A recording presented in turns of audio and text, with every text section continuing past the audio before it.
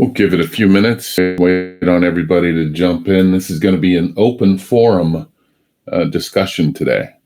So a few things to cover, but it'll be an open forum discussion. So we'll just wait on a couple people to jump in and get started.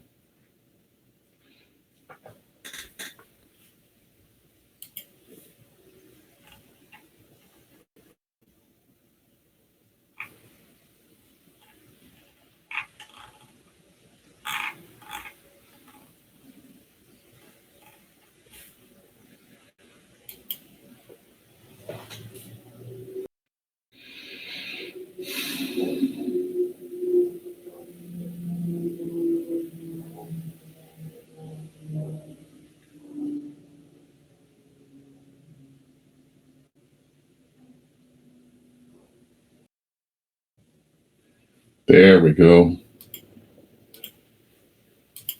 Are you able to click in now?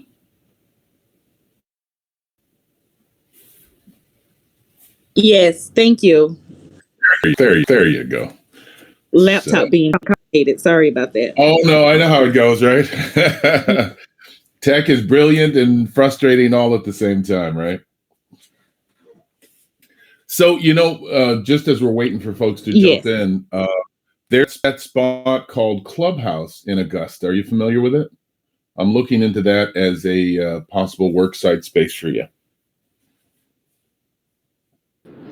The Clubhouse. I'm not so familiar, but I have heard about it. Is that Harper? Do you know the address? Hopper Grass or something? It might be. I'd have to go back to it. I don't have that open right now, but yeah, I believe it was. And it's, again, shared works, like, just like Aegis or Spaces would be. So I'm looking into that to see what we have relationship for that. Okay, perfect. That's actually the only one place I saw in Augusta that had availability. And then I was looking at the prices. I'm thinking in my head, I already pay for Regis. So, I'm like, oh gosh, how does this work out?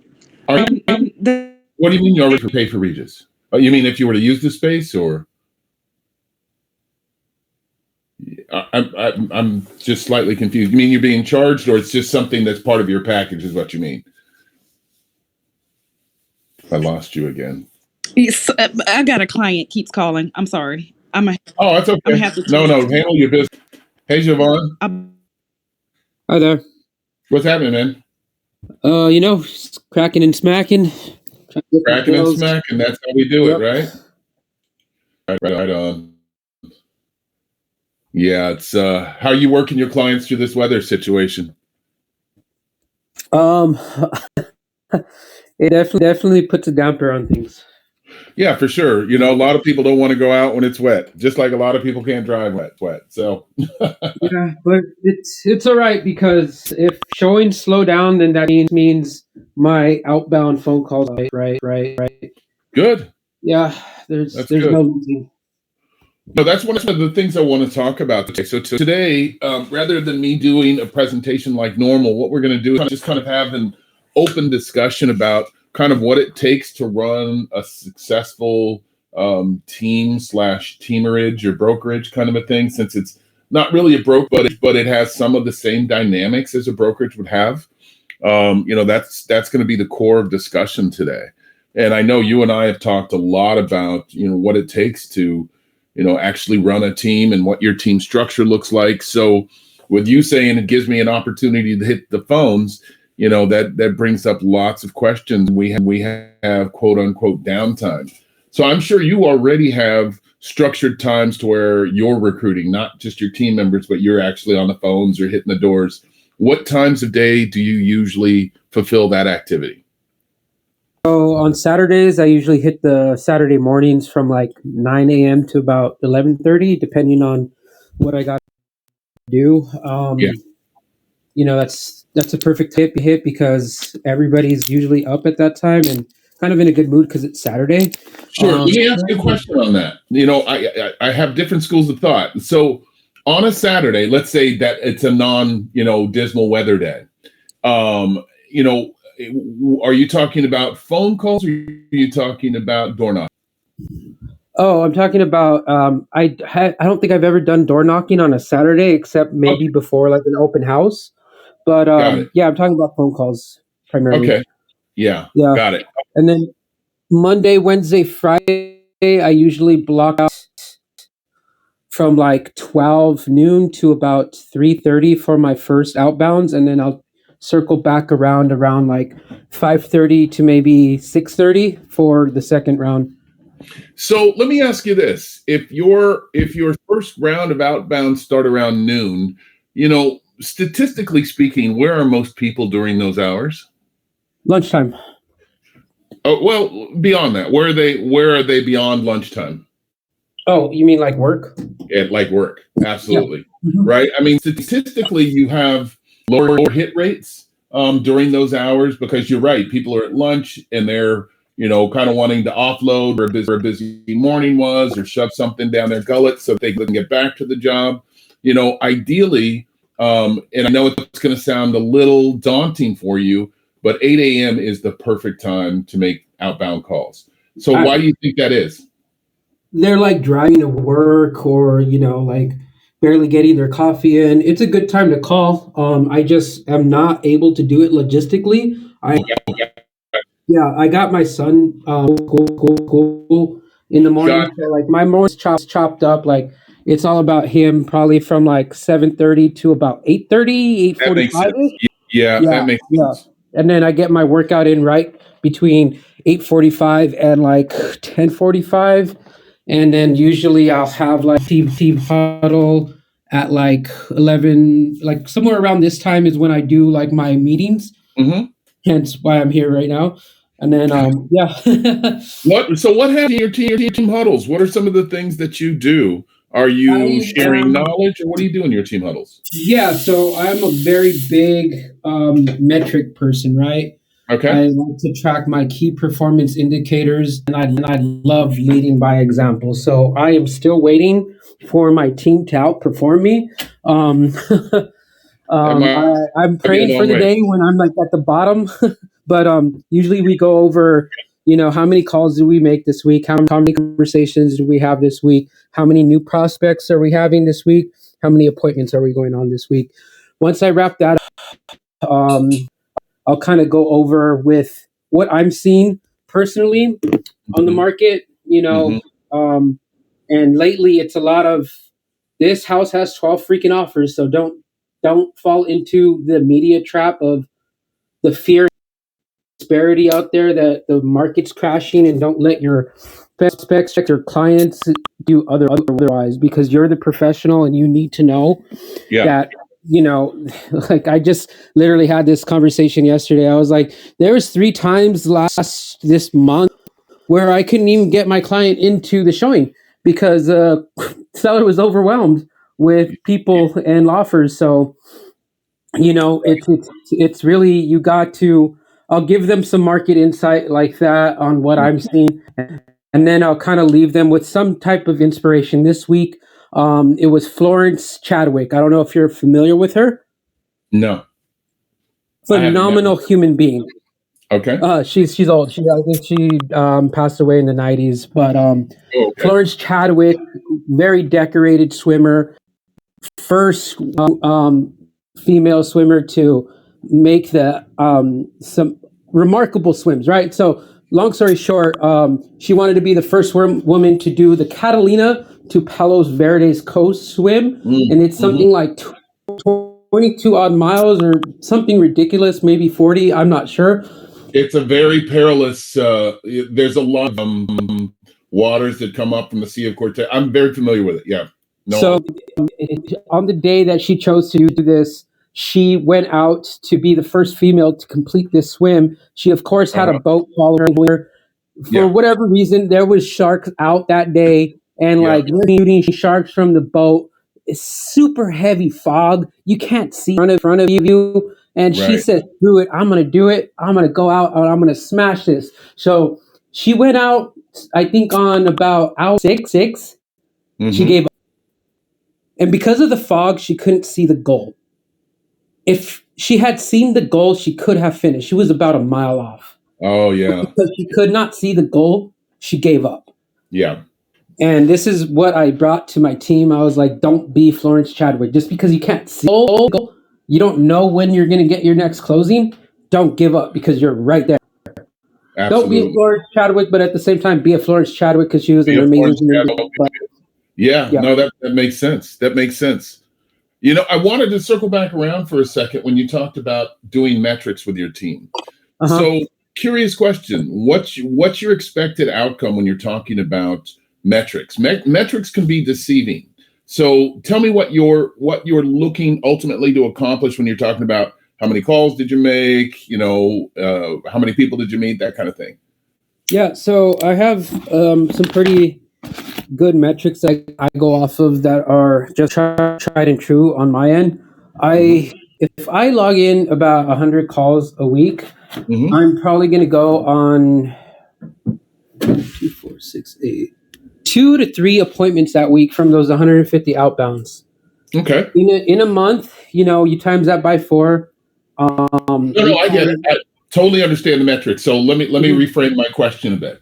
So as you're presenting that to your team, right? Because as you look to lead a team, remember, it's not about your numbers or what you do. It's about how we motivate them to do what you do or how to do what they do.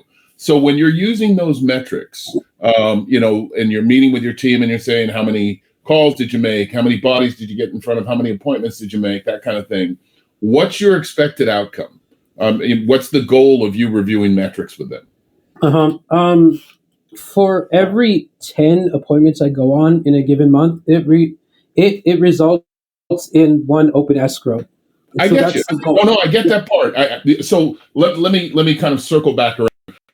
Totally understand metrics like my fingers. I know them back and forth. So typically when we're assigning metrics or we're working with our teammates or our teams around metrics, in other words, what we're really kind of analyzing performance, right? That's kind of what the goal of metrics is to analyze performance and set a benchmark or a goal to achieve, right? So sometimes when we assign metrics, it becomes about the metric and not about the outcome. And what I mean by that is, let's say I want you to make 50 calls today. We reinforce the behavior of making 50 calls, but we're not focused on the outcome, which should be 1 appointment, 3 appointments, 5 appointments. You already understand that fundamentally for yourself, right? You're saying if I make 10 calls, it usually results in 1 appointment. So as we start to assign metrics, we have to look at how can I utilize this performance-based tool in order to get my team to do a particular function?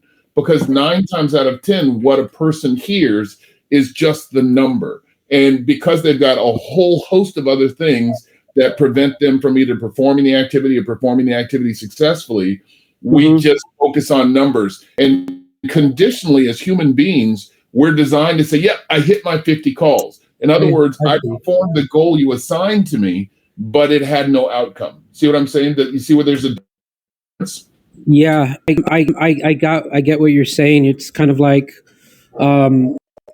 if the intention is not there, right, to actually hit those KPIs, but also reap the benefits of those KPIs, if not there, then yeah, that's a whole other problem, I think. Well, it's not about the intention. So if you look at it this way, especially as we go into working with our teams and we're working, you know, to build our brand, it's almost never about intention, because intention everyone has. We all start off every activity with quote unquote the best intention. More specifically, what it is it's kind of what's called behavioral sculpting. We're redesigning what the behavior is to create a more favorable outcome. So this is a tool that we use in order to shape our teams to get a better performance rate. If we don't focus on the number per se, and when I say the number, again, every coach for the last 50 years has talked about go out and hit 50 doors or 50 calls or do a number brand, because we're playing it by volume. The law of average would result in this. But we don't actually focus on the internal behavior of the activity. And the internal behavior of the activity is almost always outcome driven. And that outcome driven, it gets you a better result. like you, I mean, just hearing you talk, you fundamentally get it. You understand that if I do this thing would happen. But as you're designing and developing your team, you have to start looking at your teammates almost like babies. You know, a baby requires a lot of attention in terms of what we feed them, what information we give them. Babies are absolutely 100% capable of doing everything that we do. They just don't have the muscle ability to do it. Gross and fine motor skills aren't there, but their bodies are already primed and ready to do these things. It's just like, do that again. Oh, I can do that. And so, you know, some of the ways we look at motivating our teams, and I love the KPI aspect, Jovan. That's exactly what we should do, but just changing it a bit to where it focuses on the behavior. So when you start your meeting, when you go over those numbers with your team, is focus more specifically on how many appointments do you want this week? If I break it down to you like this, if you do these things, you'll get one appointment today. That's all I need from you is one appointment today. Doesn't matter if they hit 50 calls, 5 calls, or 1 call. I just need an appointment because that's our only opportunity, right? We could call 1,000 people, but the only opportunity is our opportunity to be face-to-face. Agree or disagree?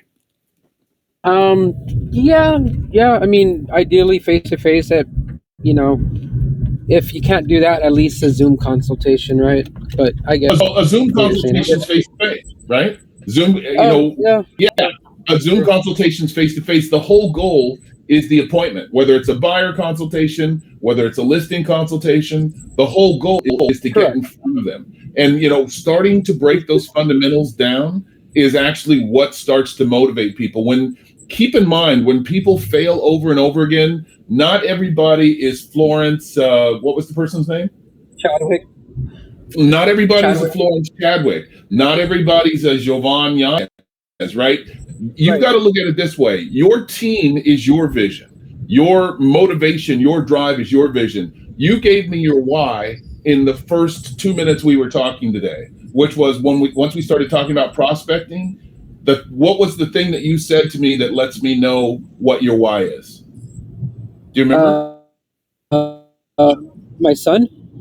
100%. Was that it? Your why is all about your kid. And I got that from you right away. I knew that right away as you said it. You were like, you know, the logistics issue for me with that time, I'm very involved in growing my family, right? And that's huge. I mean, my kids are grown. I'm into grandkids now. But you know, that's huge. That's a big thing when you're talking about what motivates me. But what motivates someone else on your team? Have you pulled back the covers to discover, oh, so-and-so is motivated by X, and it's not money.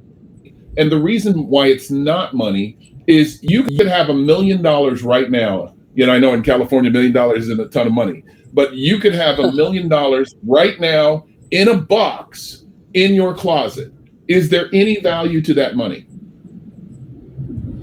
I mean, yes, of course. No, there isn't. And this is why I say there isn't. Money isn't about the money itself. It's about the energy or the opportunity that the money provides. So that money sitting in a closet might as well be a box of bricks because there's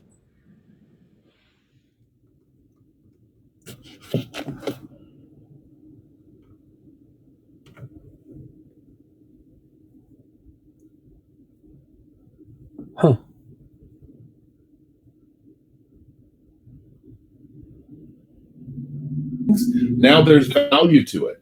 So when you're looking at motivating others, the core of motivating someone else is understanding their why. Just like you shared with me inadvertently what your why is. You know, as you're building and growing your team, you know, part of that dynamic, a lot of what we do is we instill collaboration as we're growing and developing teams. We're trying to balance our home lives and our work lives. You know, we're trying to be of service to our team.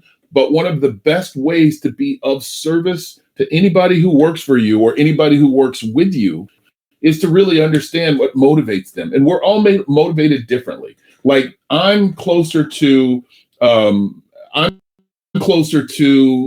wrapping up my career than I am closer to getting things on the ground. And again, in real estate, we never have to wrap up a career, so to speak, right? Because we can do this into our 70s and 80s and beyond. Not that that's where I want to be, but clearly we have the ability to do those things.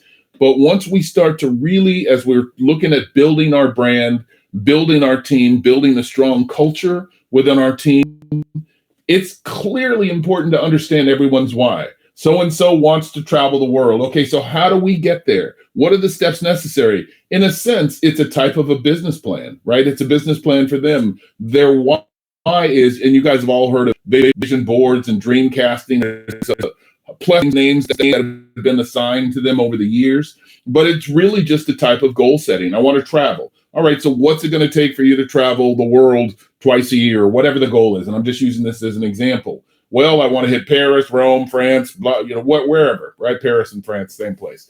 But it's a matter of helping them to see what it is. It's well defined. And now we can create steps to get there, because the call is like the money, right? It's of no meaning. I can make 50 calls and I hear 50 no's, but I feel validated because I did what you asked, which was I made 50 calls.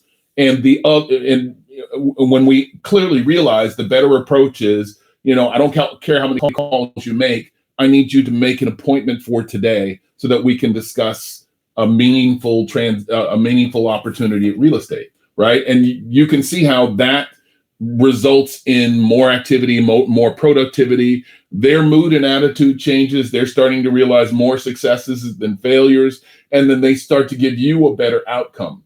And that's, really, as you look at running a team successfully, that's the core of running a team successfully. How do I motivate others? And motivation starts with understanding the why. And that's why I said today we're just having an open discussion, clearly because we hear a lot of things in real estate. Again, lots of coaches tell us lots of things, but they don't tell us the dynamics of why these things work or don't work. And we ourselves can tune into what those things are, particularly we've been to seminars or, have had personal coaches, things like that. But it's sometimes hard to translate what we know to someone else and why it would or wouldn't work. And when you break it down to its smallest pieces, just like you would with your son, Jovan, it's that thing of where I get it, right? Your son may be of age now. He's a school age kid, right?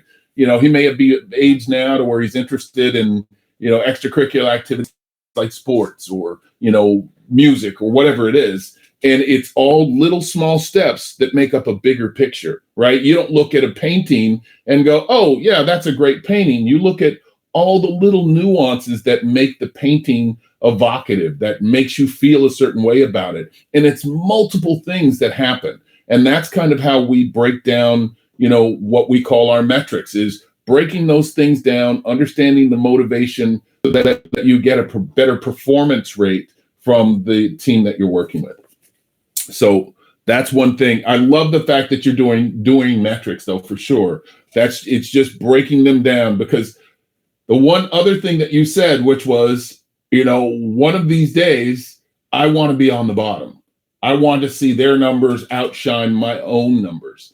And that's pretty indicative of them maybe not understanding the exercise as you see it in your vision, right? They're with you, but they don't necessarily subscribe to the same path to your vision as you do. And that's, again, another historic thing when you're a broker or a team leader or building a brokerage, is you run in that over and over again. I've literally had very highly successful people, which takes a whole different type of motivation to continue them on a path of success, right? You can take some of the best producers on the planet, and they're in a team or in a new brokerage or have a new leader, and keeping them motivated under the same factors that maybe their old team leader or old broker gave them, or, whatever, because even some top producers are not self-motivated. They're governed by things like remaining number one in the office or seeing their name on a leaderboard, things like that, or the community recognition that they get. So, and we all know this, right? I mean, real estate is a complicated, uncomplicated business. It's a lot of personalities that we deal with on a very personal and professional level. It's a lot of competition. Some of us aren't driven by competition. Some of us are just driven by, hey, I just want to pay my bills every month, right? And that's okay. That's not a bad goal. That's not, the worst, but because we're in a very go-go environment and, this is a business to where we can make untold wealth with very little lift to get there. It's just the systems that we use and the behaviors that we employ in order to get us to that wall. And that's where the challenge hits. Motivating others it sounds easy, but it's really complicated. I think you all know my background. I used to work in psychiatry for a long time before I got into real estate. And what I did specifically was I worked with police departments and emergency rooms, things like that. I did crisis intervention. So I dealt with people who were, imminently in harm of themselves and things like that. And honestly, what you employ in an environment like that is a multitude of skills all in one failed swoop. You're just swinging the sword with sometimes everything you got all at one time. And it's very similar to what we do in real estate. Sometimes we're throwing the kitchen sink at, either a customer, because we know that our buyers and sellers can sometimes take us over the wall from a personality perspective, right? Who hasn't had that experience? Customers can be tricky. They want what they want, even though they don't know what they want. And they're very demanding sometimes because they feel you as the practitioner, well, you work for me, you're going to do what I say. And we're strong-willed, strong-minded people, and we're the professional in the scenario. And sometimes the pushback can create chaos, or the lack of pushback can create chaos.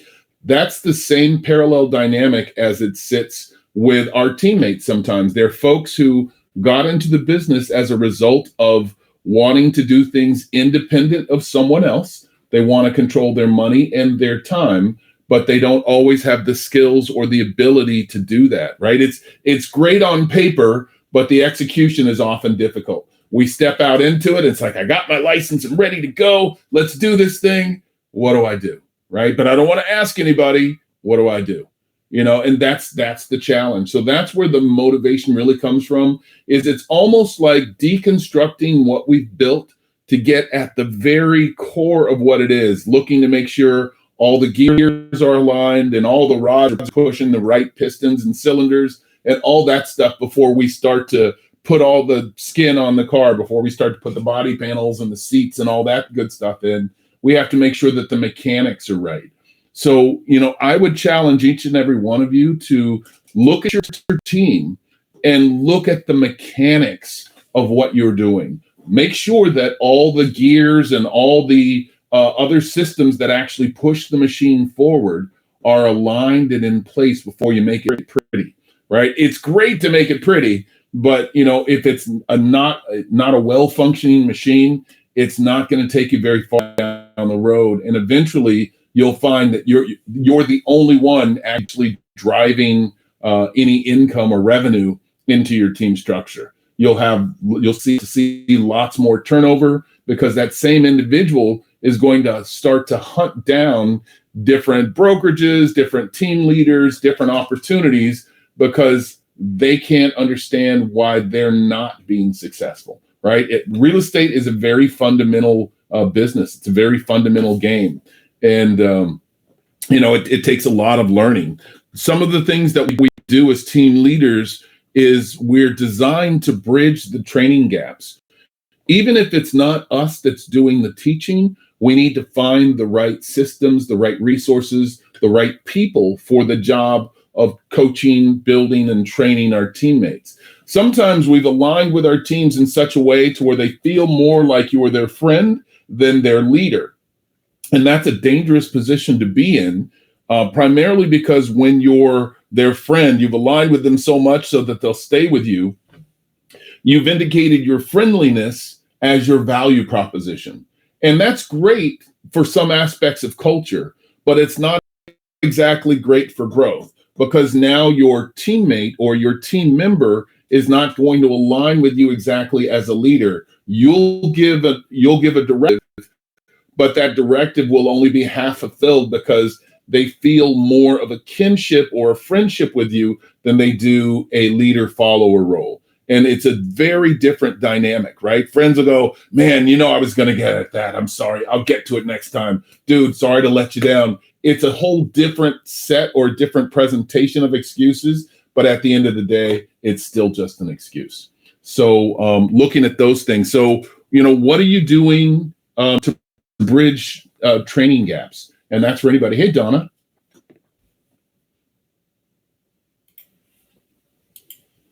Yeah, go ahead. Training gaps. Yeah. I'm not sure I understand the question too well. So is your team well trained, ready to go, know exactly what to do, and is killing it every week? No. Those are training gaps. Yeah, okay, got you. I have one agent on the team, and she overthinks everything. And I'm trying to break that a little bit because I think overthinking hinders you more than anything. So let me ask you that. How does one go about changing what's a structural behavior thing? That's part of her. That's part of her DNA. Yeah. Did she overthink? Mm-hmm. What do you do to overcome someone who you feel thinks too much? What's the kind of activity that you would employ to get them out of their head? Yeah, I'm working on that right now. After this one, I have a Zoom call with her. I'm going to walk her through exactly what I do for I'm giving her a very specific goal. Okay. And how to get to that very specific goal, I'm going to go step by step with her in my process and just have her do it like that. I'm just going to tell her, just copy it this way, do it for like 2 weeks, and then at the end of the 2 weeks, we'll, see your progress on that. It's basically, I have a lot of investor friends. Yeah. And they're all, they can buy up to 3-5 houses every month if they have a deal. The problem is the lack of inventory. So I'm bringing this to my agent today, right after this call, and we're going to go over the process of how to create inventory, how to prospect correctly, how to analyze the deal, and kind of go about it, not in a wholesale sense, but kind of, kind of a max accepted offer. I'm going to give her the formula for that. So you're talking about what's called modeling. Yep. So what you plan to do is modeling, but the task at hand is just described, which was an overthinker, right? Yep. So she's an overthinker. Again, we can model all day long, but like you said, if it's a person who overthinks, everything you present is now going to be he said do this, but why? Or if I do this, what will this look like? So one task or one tool that you can employ with an overthinker, because what is overthinking about? Right? Breaking it down to its core, overthinking is about trust. That's what it's always about. It's about trust. Mm-hmm. And so doing exercises that allows her to have a different level of trust with you. I don't know how well you know her or not know her, but creating a relationship of trust, which is part of church. So again, when you meet with her, you may want to think about trying, hey, Sally, I wanted to meet with you today to kind of go over some things and show you a bit about what I do, but I really want to understand you better. Can we talk openly and let's just kind of talk about what you feel may be holding her back? Mm-hmm. That's what's called self-identification. That's the quickest way to get into a trust dynamic. If you get someone to talk about them in a safe place, and when I say safe place, I'm talking about things that don't put in a lot of judgment or a lot of critical, being very critical of their performance or the things that they do. Mm-hmm. That's when you start to feel people kind of go, okay, great. Show me what you do. I'm open to that. But, when we're showing somebody something, but they're not open to receiving the information, we feel like we did our best job to get them there. And then it ends up causing us frustration because I showed this person 3 times and they're just not getting it. And then it ends up, causing the relationship to blow up. So you may want to think about that. I mean, it may feel like it's slowing your machine down a bit, but just try that. Ask her, hey, I just wanted to talk with you openly about how things are going for you. And you may feel is getting in your way. And what are some things you think we could do to get you to where you want to be, right? Yeah. It's a collaboration of emotion. And that person then starts to kind of go, you are my guy. I can trust you. I can follow the practices and principles that you're giving me because you're showing me that you care about where I am in my journey. And that's one of the toughest things as leaders we can do, particularly when you have multiple people, right? I mean, I've led teams as big as 700. Right now, we're at almost 600 in this brokerage. So it's a lot of our giving, and it's a lot of our trusting ourselves that what we share with them is safe, and that they're willing to share with us in that very safe place too. I don't think that's a hiccup in this particular case. What do you think it is? I that's what I need to identify still. I mean, we're kind of an intimate team. Like, I know her pretty well at this point. Personally? Personally. How'd she come to be on your team?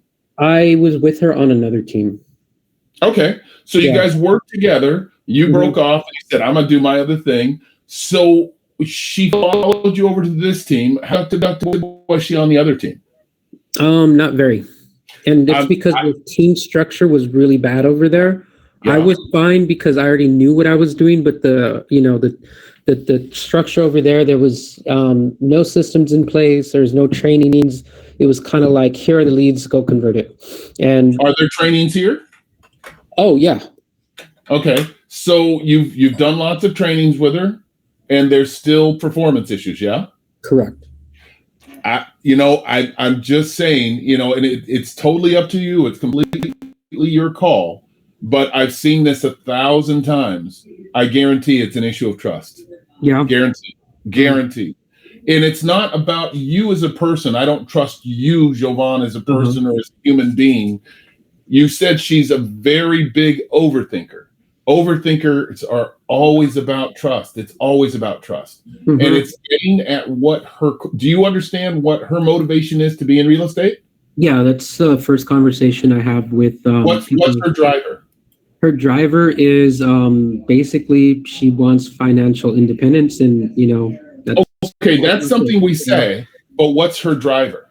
Because just being in real estate won't give you financial independence. I've been at this 28 years and I'm still working. So there's something deeper. What's that? So there's something deeper is what you're saying. Oh, absolutely. 100%. So remember I said money is not the driver. It's just we're conditioned to say certain things. Why do you want to be in real estate? Right? It's that thing, I want financial independence and I want to be able to control my own time. Everybody says that 100% of the time. That's what everybody says. I want to be able to control my money and make as much money as I want, and I want to be able to control my time. That's what we all say. But what really, as a human being, is she married? Does she have a family? What are her life goals? Who does she want to be? And just taking the time to really pull those things back, even doing something as simple as a disc profile. I can share with you guys, what each section means in a disc profile. So a disc profile is essentially a personality inventory sorter. It's a psychometric test, even though, the companies that use them don't say that's what it is. And I'm not a huge fan of discs only because people start to lump themselves in each category and say, I'm a dominant, or, it's kind of nonsense because we're all different parts. We have stronger attributes in some areas than others, but we're an amalgam of all of these things. And at different times, we may be more dominant than not. But it's a simple assessment tool for you to kind of get at and have a little bit more meaningful conversation of kind of where she is. But we frequently don't dig into who that person is. And that's how we get the best performance from anybody. And that's not just in the real estate industry. Knowing what that person is about is where we can start to function, because we now know what motivates or drives them. When we just have a baseline, we're only pushing one trigger over and over again. Well, you said you wanted the money. This is how you get the money. You said you wanted the money. This is how you get the money. Right. And it becomes a broken record. And like I said, our frustration regarding their performance starts to heighten. And then we start to give them less resource because we feel like we've given them everything that they need to succeed. and they just won't. And some dogs, the old expression goes, just won't hunt. You know, there are some people that just don't have it. They surfacely want it, but they don't want to put in the effort or the work. And it also helps us to uncover what those things look like. Yeah. No, I agree. Yeah. And the last thing I have, you know, for today is just being service minded. So part of leadership, part of being a team lead, part of what we do to grow our business, right? When we've gone so beyond ourselves and our business is busting at the seam and we need people to continue to further our vision down the line, you know, a buyer's agent, a listing agent, a transaction coordinator, an assistant or an administrator, we have to look at what service, and this kind of speaks to our value prop. You know, are we leading with a service intention, or are we leading solely driven to facilitate our vision? And are the two the same? And I will tell you right off the bat, the two are not the same, right? But it is leading with a service in mind is exactly kind of what we've been talking about overall, which is, you know, I'm glad you're with me, Jovan. You know, I want to help you get to my goal or to your goal as we're headed towards this vision. And you're going to, you know, it's like riding a BART train or a subway. You know, there's many stops along the way for different people. Some of those people are going to go the whole journey with you. Some of those people are going to go, oh, yeah, this is my stop, you know, appreciate the ride. And that's what it's going to be. But it's either way, you're all going in the same direction together, no matter what stage the others are. It's just a matter of you kind of supporting where they are in their journey and doing everything you can do to help them get there. So today, you're meeting with her.